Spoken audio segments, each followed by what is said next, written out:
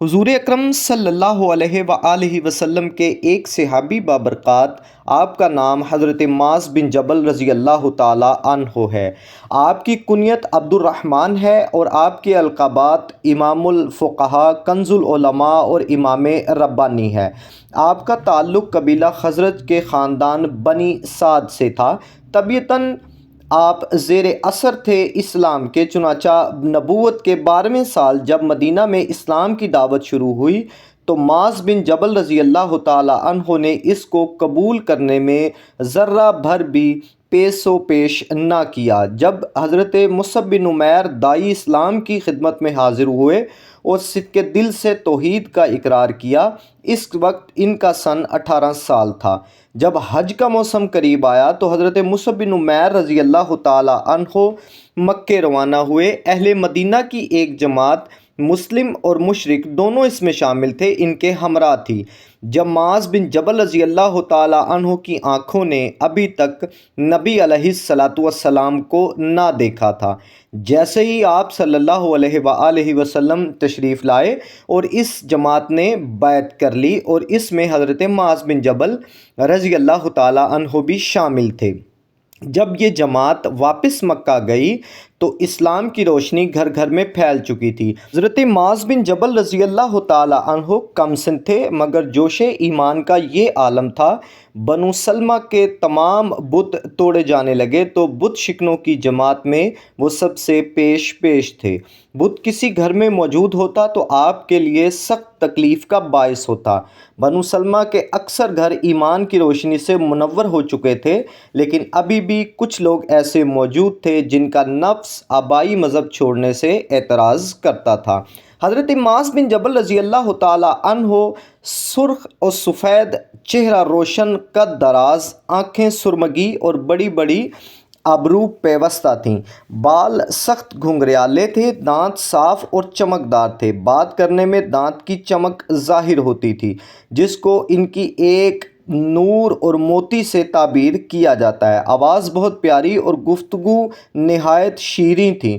حسن ظاہر کے لحاظ سے وہ تمام صحابہ اکرام رضوان اللہ تعالی علیہم اجمعین میں ممتاز تھے۔ حضرت معاذ بن جبل رضی اللہ تعالی عنہ ابتدا سے ہی ہونہار تھے۔ حضور اکرم صلی اللہ علیہ وآلہ وسلم مدینہ تشریف لائے تو آپ کے دامن سے وابستہ ہو گئے۔ چند ہی دنوں میں فیض نبوت کے زیر اثر آ گئے اور ایک اعلیٰ نمونہ بنے۔ ان کا شمار صحابہ اکرام رضوان اللہ تعالی علیہم اجمعین کی برگزیدہ جماعت میں ہونے لگا۔ رسول اکرم صلی اللہ علیہ وآلہ وسلم کو آپ سے اس قدر محبت تھی کہ بسا اوقات آپ کو اپنے ساتھ اونٹ پر بٹھا لیتے اور اسرار و حکم کی تلقین فرماتے۔ آپ مجلس شورا کے باضابطہ رکن تھے۔ مجلس شورا کی باضابطہ شکل اگرچہ عہد فاروقی رضی اللہ تعالی عنہ میں عالم وجود میں آئی، لیکن اس کا خاکہ عہد صدیقی میں تیار ہو چکا تھا۔ چنانچہ ابن سعد کی روایت کے مطابق سیدنا ابوبکر صدیق رضی اللہ تعالی عنہ جن لوگوں سے سلطنت کے امور میں مشورہ لیتے تھے، ان میں حضرت معاذ بن جبل رضی اللہ تعالی عنہ کا نام شامل تھا۔ حضرت سیدنا ابوبکر صدیق رضی اللہ تعالی عنہ کے بعد سیدنا عمر فاروق واردہ عنہ نے اپنے زمانہ خلافت میں مجلس شورا کا باقاعدہ انعقاد کیا تو معاذ بن جبل رضی اللہ تعالی عنہ ان کے رکن تھے۔ عہد فاروقی میں ملک شام کی تمام فوج حضرت ابو عبیدہ کے ماتحت تھی۔ 18 میں نہایت زور و شور سے شام میں طاعون نمودار ہوا، جو طاعون نمو کے نام سے مشہور ہے۔ سیدنا ابو عبیدہ رضی اللہ تعالی عنہ نے اسی طاعون کے مرض سے وصال فرمایا۔ آپ کی تدفین سے فراغت کے بعد سیدنا معاذ بن جبل رضی اللہ تعالی عنہ کو سپہ سالاری کے منصب پر فائز کیا گیا۔ وبا اس قدر زوروں پر تھی، لوگ سخت پریشان تھے۔ حضرت عمر بن عاص رضی اللہ تعالی عنہ نے فرمایا کہ یہاں سے ہٹ کر چلو، یہ بیماری نہیں بلکہ آگ ہے، جس پر حضرت سیدنا معاذ بن جبل رضی اللہ اللہ تعالی عنہ نے فرمایا یہ خدا کی رحمت ہے، نبی کی دعوت ہے اور صالحین کے اٹھنے کی ساعت ہے۔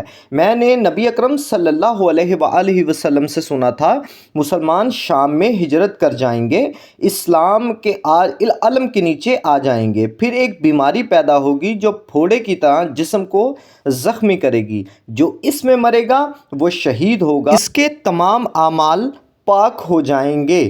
آپ نے یہ حدیث نبی علیہ الصلاۃ والسلام سے سنی تو یہ دعا کی کہ یا اللہ یہ رحمت میرے گھر میں بھیج دے اور مجھ کو اس سے کافی حصہ عطا فرما، اور جو ہی آپ نے یہ دعا کی دعا مقبول ہوئی اور آپ کی دائیں انگلی پر ایک پھوڑا نمودار ہوا۔